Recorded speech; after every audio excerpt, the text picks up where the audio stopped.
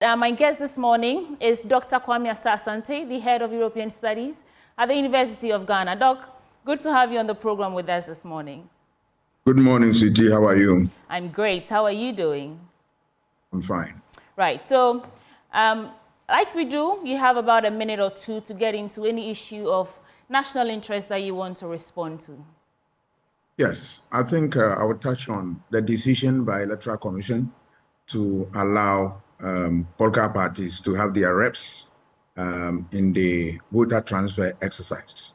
You recall that earlier on, because of a problem in one of the constituencies, the EC said that it has abolished that system and that it's not going to allow any, party people to be at the exhibition at the voters transfer. But I'm happy that the EC has changed its position. That is how it has to be, because anytime you take a decision and you allow people to be part of that decision and you implement and there are problems, you quickly have to find a way of dealing with it.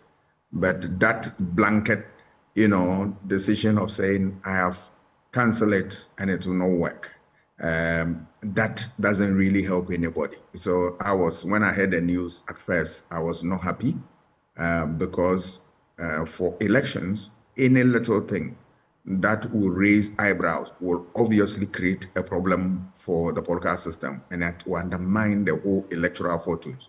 So it is important that the EC going forward will make sure that anything that they want to offer, even though he said that that is not what the law says, if it is not lawful, don't implement it. But if you do, make sure that you go full hog and that you do not turn your back around. And that is what I will advise them, that something that they are not sure, they should check and double check before they stick their neck out. Because for election, every step of the way counts. But I'm happy that they've listened to reason, that they need to talk to the people and then have an amicable solution. And for me, that's the spirit behind democracy. All right, so check and double check before you stick your neck out there. Doc, let's get into the newspapers now, starting with the Daily Guide newspaper. On the front page, Ghana chiefs endorse Bawumia. Basic schools transformed, according to the education minister. I'll flee via traps, according to the Attorney General. And on votes transfer, the EC lifts ban on party agents. That's what Doc was just addressing. Kufuor is Kempong Academy patron. So let's start with this story about basic schools being transformed. It's on page 3, and it reads, the Minister of Education, Dr. Yao Seduchum, has indicated that the country's public basic schools are being transformed through the upgrade of educational facilities.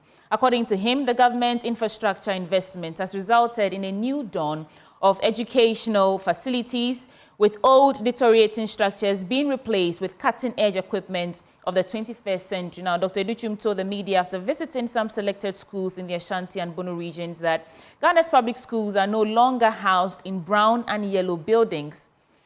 I don't know what you think about that, but I will put a pin in it and do some more stories before we come to your reaction. What I know is that as we speak, there are still schools under trees. So I don't know if the transformation is only in the major cities that we see, or if they are trying to get back to, the villages, places that even national service personnel don't want to go and when they are posted. Foster trade with Africa, Nana tells South Korea. I'll flee their traps, according to the age. Now, let me get into the story. Attorney General and Minister for Justice, Godfrey Yeboah-Dame, has indicated that traps have been set for him in the ongoing 2.37 million euros defective ambulance case, but he will flee from them and righteousness will always prevail over evil. Now, addressing the press after proceedings in court yesterday, Mr. Dame stated that the Lord does not delight in the pleasure of the wicked, and was confident he will escape any trap set for him. Quote, they are always resorting to these tricks. And of course, we've replied, as you know, all I can say is that the Lord does not delight in the pleasure of the wicked, and that even though they've laid traps for me, I will flee from them, and righteousness will always prevail over evil. That is according to the Attorney General. Before we proceed, Dr. Kwame Asante, What are your thoughts on this statement from the AG? Oh, I think he's entitled to whatever you want to say. Right. But the good news is that he's at the appropriate forum, the courts. So the court will listen with rapt attention. And then at the end of the day, the decision of the court is what will guide all of us our conduct. So for me, once it's before court, I defer that the court will do its work, and later we will look at the judgment. Yeah. Well, I guess we're all looking forward to seeing the outcome of the proceedings when they finally conclude on this matter. Do you want to share some thoughts on basic schools being transformed, or should I just? Yes, yeah. I'll touch on that. Okay. It is refreshing to hear that they are transforming basic schools, they are improving them. That is what it ought to be. It is part of the responsibility of the executive to build infrastructure of the country. It is a basic responsibility. So once you do that, we don't praise you, we don't glorify you. It's your duty. It's like me teaching my student. You don't need glory, you don't need praises. It's your work. You do it. But the problem is that, as you rightly pointed it out, is it the case that they have dealt with all those problems we had earlier on? Problems of schools under threes. Enjoyed it, a very fantastic story about schools of shame. Yeah. Have they dealt with them? And last week, I was shocked to know that there are some schools, public schools, that run shifts. And I said, really, we have that? Yeah. Because if you look at the number of hours children have to be on in classroom and all that, and you run shift, then it tells me that obviously you are going to cut short the time that children require to study. And that should also be factored into the calculation, so that whatever they are doing, they do it all. And then those schools of shame should be a thing of the past. Right. The government will be able to do that. Okay. I just want to put this to you and see what you think about it. I watched a clip of Dr. Bawumia, the vice president, saying that if you're looking for house helps and you can no longer find them, it's because all these girls have left the streets and they're in schools. And that is why we can no longer find young girls to help or aid in the various homes. And I'm thinking, is that really the case? Have these girls indeed? To hear that. I'm surprised to hear that. But I would urge your vice president, my vice president, right, that he should be slow a little bit in some of these pronouncements, because some of the media houses, you are doing well by checking these facts. If it turns out that it's not the case, then you are adding to that public perception that you normally misinform us sometimes. And once it becomes one too many, then you are forcing people to describe you in certain negative light, which you yourself are not comfortable with. So I'll urge my vice president that he should take his time and then research into some of these things very well before he pronounces them, because eyes are widely open, and then we are looking at all these things, and we are leaving no stone unturned. This election is not going to be just election where people promise. If you promise, we will hold you to it and tell us how you are going to deliver. And if you say something, we'll check and double check. And if that's not the case, we'll expose you. Right, because these pronouncements are the very yardstick that we'll be using to measure the performances going forward. But let me do some more headlines and stories of interest, and then we move on to another paper. Desperation and distortion. This is an editorial. Here, Chiri Abosom, a charlatan calling Dr. Bawumia a joker. Missing Ghanaian girl in Nigeria, body found near suspect house. Oh, we did this story about a week ago about some girl who traveled to Nigeria for a wedding, and the wedding didn't even come on, and she was missing. It said it was let me get into the story. So new revelations have emerged in the case of the Ghanaian girl Abigail Afiba Tando, who went missing with her friend Celine Chidima in Dudim in Nigeria. Abigail was declared missing under suspicious circumstances during a trip with Celine to Nigeria for a friend's wedding. The wedding was later called off, leaving the two friends to embark on a trip to Aba, where they never returned. New information indicates that a body has been found in a shallow grave near the home of the prime suspect, Andrew Amici, in Aba, Abia State. The body was recovered with gruesome mutilation as the head, legs, and hands were cut off. The male suspect, identified as a wealthy individual whom the girls intended to visit, was arrested and subsequently encountered an inexplicable demise while being transported to Abuja for further interrogation. This is disturbing. Very much so. It is not good news we want to receive this morning. And I'm sure the authorities are working on that. Let us always make sure that we protect our people, right, and then we defend them. That's the duty of the state, to protect its citizens at all times. But of course, this was out of reach of the state of Ghana, and in Nigeria, we don't expect this thing to happen to our compatriot. Sad story. We share in the pain of the family. Condolences to the family. Yeah, condolences to the family. GA chiefs endorse Bawumia vote on this vote transfer. EC lifts ban on party agents, which means that the various political parties can let their agents observe the ongoing voter transfer exercise in the various EC district offices. 8 law students receive Lebanese community scholarships, that is on an international front. USAID, PAA sensitizes MMDAs on accountability. Let's adopt sustainable land management practices. NPP candidate rescues JHS students. Let me get into the story about let's adopt sustainable land management practices. I think that's the last story I'll do in the Daily Guide newspaper. The Minister for Environment, Science and Technology and Innovation, Ophelia Mensah-Hayford, has called on Ghanaians to adopt sustainable land management practices to protect the planet for greener, safer and better future for the country. The minister, in a statement issued and signed on Monday, June 3rd, to mark the World Environment Day, said Ghanaians need to help tackle desertification and build drought resilience, which is critical for advancing efforts to achieve sustainable development goals. I cannot say that this is not a call we should all heed, because global warming or climate change is here, and it is because of our own actions. I've seen that there's some tree plant, one student, one tree initiative going on, and I see it's the 4th time. My question is, how many trees have we planted since then? So that's it for the Daily Guide newspaper. Doc, before I move on, do you have any thoughts to share on these?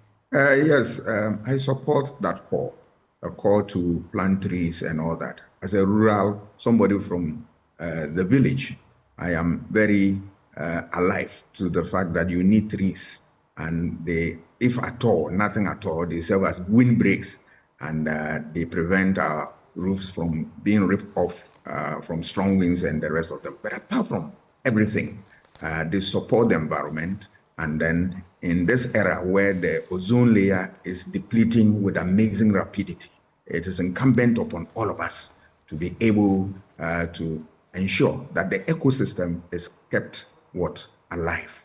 Anything short of it, we will have our fingers bent. Okay, let's get into the Ghanaian Times newspaper now. On the front page, Green Ghana project, a major success. That's what we're just talking about. President Akufo-Addo calls for deeper Africa-South Korea ties. EC allows party agents to observe votes transfer. 2 ex-soldiers, 9 others jailed 252 years over robbery at gold company. Let me get right into that story.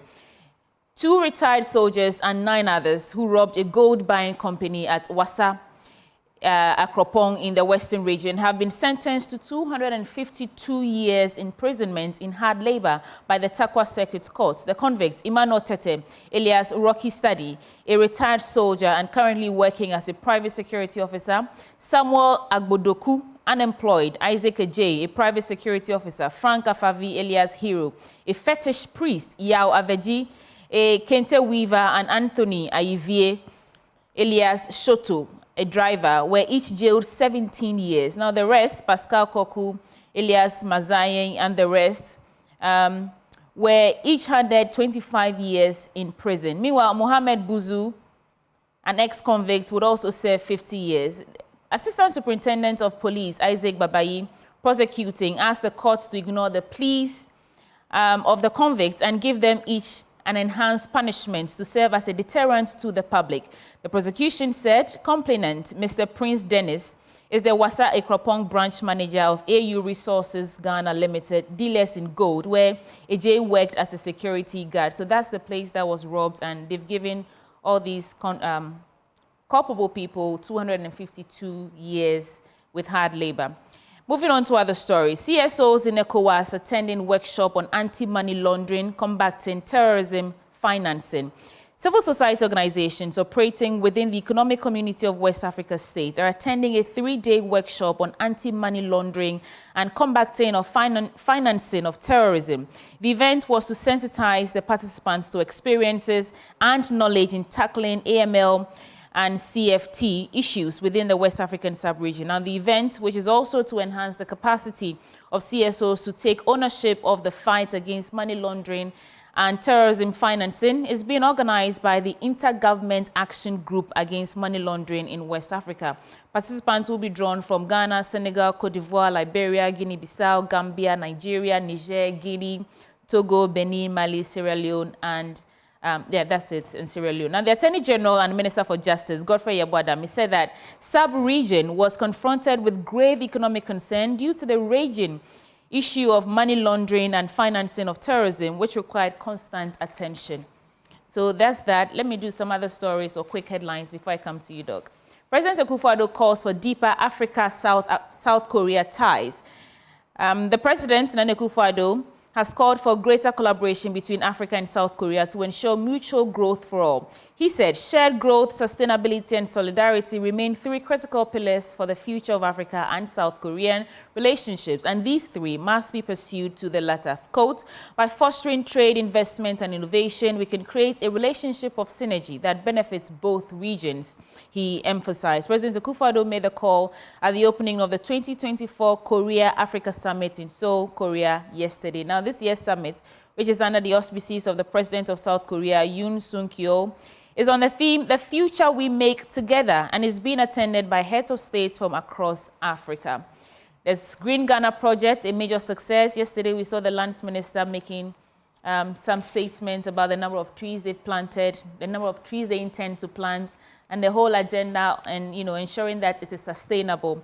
Information Minister visits NTC. On the back page, Nate wins Fine Water Open Tennis. Stars arrive in Mali for WC qualifier. Star Oil refurbishes Wara Wara Hospital accident emergency units. Let me get into this. Stars arrive in Mali. So the Black Stars have arrived in Malian capital of Bamako for their 2026 FIFA World Cup qualifier against the Eagles of Mali tomorrow at 7 p.m. The team flew out of Ghana at exactly 4 p.m. yesterday and checked into the 4-star Radisson Collection Hotel in Bamako. According to the team schedule, head coach Addo and his charges will have an early morning shake-up today before holding the mandatory training at the Stade du 26 Mars in the evening. Dr. Kwame Asasante, your take. Yes, I think I will touch on the civil society and the program of anti-money laundering program, anti-terrorism financing. Right. Yeah, these are very good topics, and it's worth knowing them at this time where terrorists, have invaded the political space and they are creating all manner of havoc. It is good that we have civil society being given such education and training so that they can be armed to deal with help the state apparatus, I'm talking about the coercive apparatus, to deal with this problem head on. We need to support such efforts because it is good and it helps everybody to live and live very well. The issue of 2 jailed for robbery and all that, I support the court anytime they want to make sure that the rule of law is upheld. Let us remember that we can never survive in any society when the rules of the game are thrown to the dogs. It is on the basis of this that we, as the human society, decided that we give our rights and our, very existence to the state to manage on our behalf, so that whenever there is the need to protect our lives and our property, and we will render obedience to the state. So let us continue to render obedience to the state, but ensure that the state will also do its part of the bargain. That is the spirit in democracy. Okay.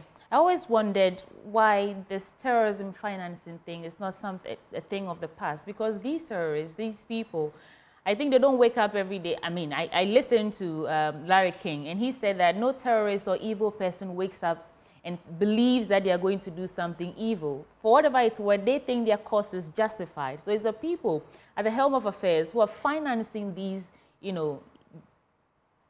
devious activities are the ones that we should be targeting. So yes, I agree that this is a topic that we should be making a lot of noise about, so people understand that without money, without financing, these terrorist activities will come to a halt eventually.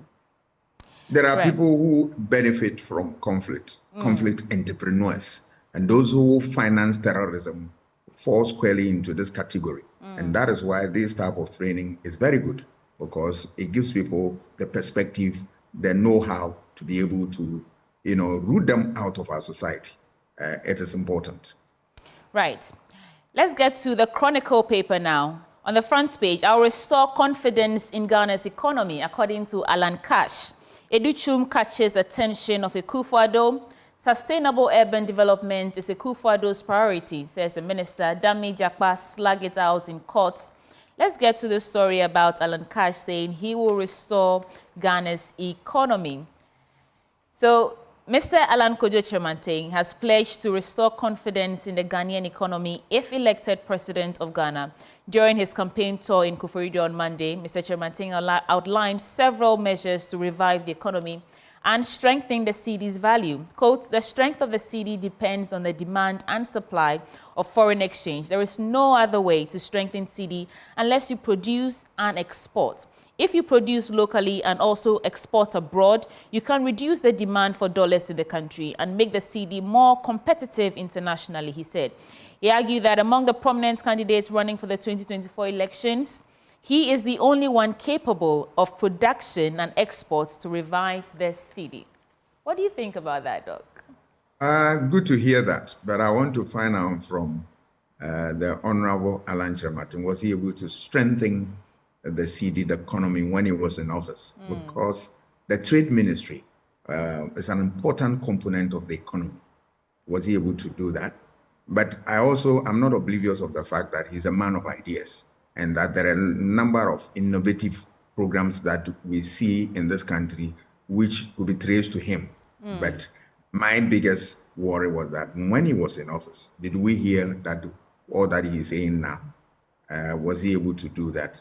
And that is what is going to weigh heavily on our minds when we are deciding who to give our vote to. The reality show is on. I wonder if this simple, he put it so simply that what we need to fix this free fall of the cedi is to produce more locally and export more. Do our leaders, those in charge of this, do they understand that it's as simple as that? And what are they doing about it? It's a whole complex matter, which I find it difficult to appreciate what the problem is, because I think governance is a continuum, and that all the time you can borrow ideas, learn from other experiences, and then use the past to guide your effort towards the future. So if some years were found wanting along certain path, why would you want to take the same path? The talk shop is too much, and our leaders need to set up and do the real workshop and work with their feet, with their hands and all that, and get these things done. I also have a certain feeling, and that it's not also the case that they don't know how to fix this thing, because some of them are so experienced, they've seen it all. But except that for purposes of benefiting unnecessarily from the system, they will do the wrong thing so as to benefit from it. And of course, some of them are also bereft of ideas. They are they are not close to any idea. They lack the ideas, the basic ideas that would turn things around. They don't have it. And they are too pompous to be able to learn.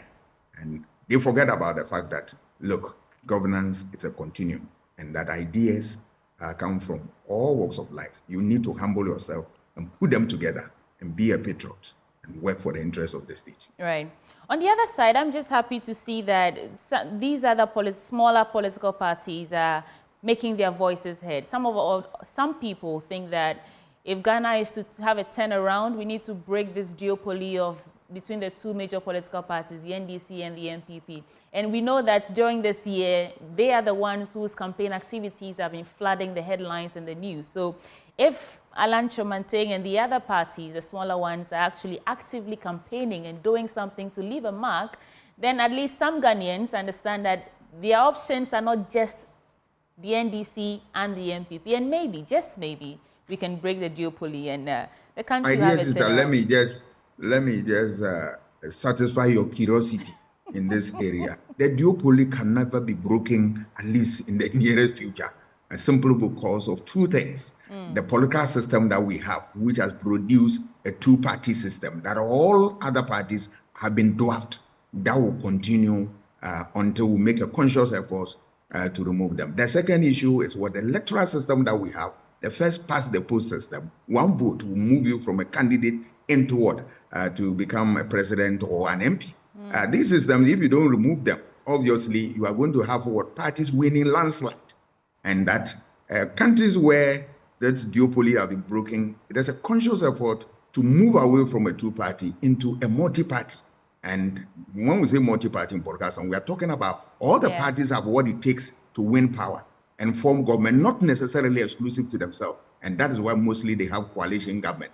Are you ready for coalition government? That is where you can hold the feet of these people to public accountability. But other than that, it's mere noise. The other parties, I'm sorry to say, they can win power, but they can be kingmakers. Don't you think it's a good start? No, it is, because they can also push the election to a second round where their influence will determine, will contribute to determine who will win power ultimately. So they are important, factors in the equation, but they should not deceive themselves into believing that they win election. That cannot happen. Right. So let's get into some more stories now, Doc. Educhum catches attention of Akufo-Addo. Sustainable urban development is Akufo-Addo's priority. That is according to the Minister for Local Government, Decentralization, Rural Development, Martin J. Mensah-Kosa. And he says Akufo-Addo is committed to the advancement of sustainable urban development. Well, that's what he says. End Galamsey now, public health is at risk. Big Pierrot, No Limits Charity Foundation donates sanitary pads to 700 schools in Obuasi. 700 schoolgirls in Obuasi. Ghana's oil production drops from 71.44 million barrels in 2019 to 48.25 million in 2023.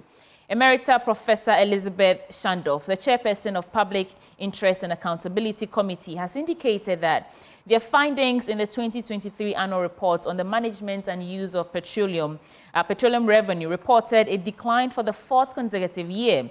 She said production of the commodity dropped from 71.44 million barrels in 2019 to 48.25 million barrels in 2023, representing an annual average decline of 9.2%. Now, the total proceeds from lifting received in 2023 amounting to $70,456.93 were not paid into the Heritage Fund for the second consecutive year, while surface rentals owed by international oil companies remain high at $2,738,365 at the end of 2023. Our country is heavily dependent on importation of these crude oil, and if day in, day out, we are hearing news about decline, monies not paid, monies owed, reduction in production, we are feeling the pinch in our pockets. But to what end? Okay, so that's it. On the back page, injured Djokovic withdraws from French Open. Ronaldo wishes Mbappe luck as he posts throwback picture with French superstar. Cole Palmer celebrates first England goal with dad. And that will be it for the Chronicle. Doc, your take before I move on to other papers.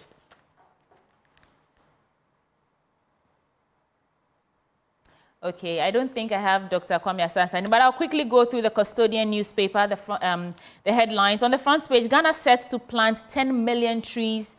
That is according to the Lands Minister. Government spent 10 billion Ghana cedis in TVET projects. That is according to Enchibo Siako.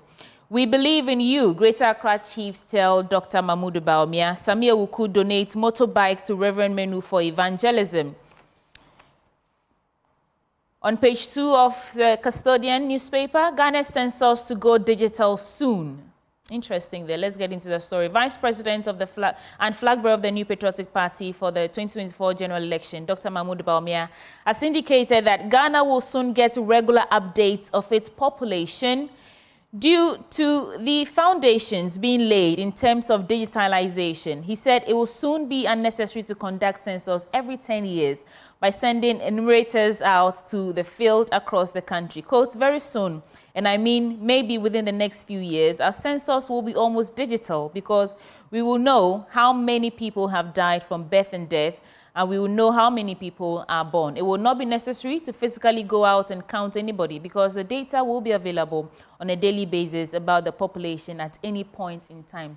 These policies, these pronouncements in themselves are not bad. You know, it's the implementation that always, like Benjamin would say, the devil is in the details, right?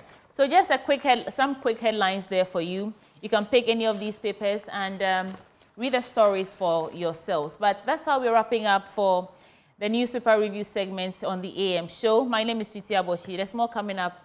Do say.